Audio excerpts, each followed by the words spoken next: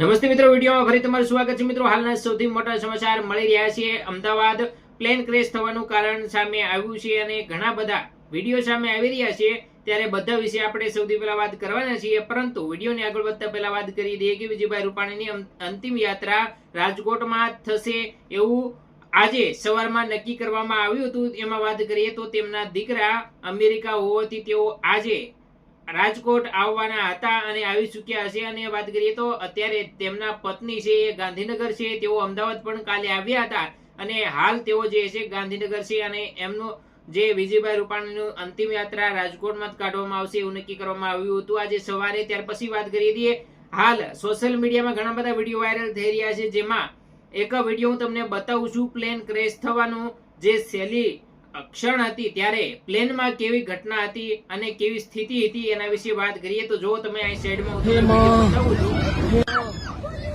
જો ભાઈ તમે જોઈ શકો છો।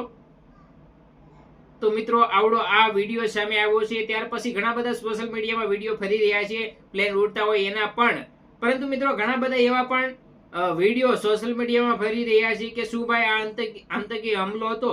તો ભાઈ આમાં આતંકી હુમલાની કોઈ વાત લાગતી જ નથી। કારણ છે મિત્રો કે આમાં ભાઈ ગુજરાતના પૂર્વ મુખ્યમંત્રી પણ એ પ્લેનમાં હતા અને એનું પણ નિધન થયું છે। તો ભાઈ આમાં એવું કઈ તો લાગતું જ નથી, એટલે એ વિડીયો તો બધા ફેક જ છે।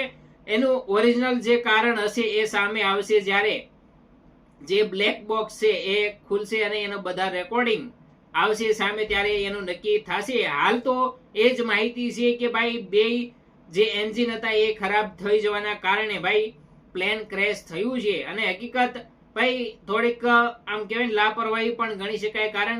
કારણ કે મિત્રો તમને ખબર હશે ઘણા બધા એવા વિડીયો સામે આવ્યા છે જેમાં પ્લેનની જે પણ સીટો હતી એમાં જે ટીવી હોય છે એ પણ કઈ કામનું નહોતું, અમુક બીજી પણ સિસ્ટમો કામ નથી કરી રહી।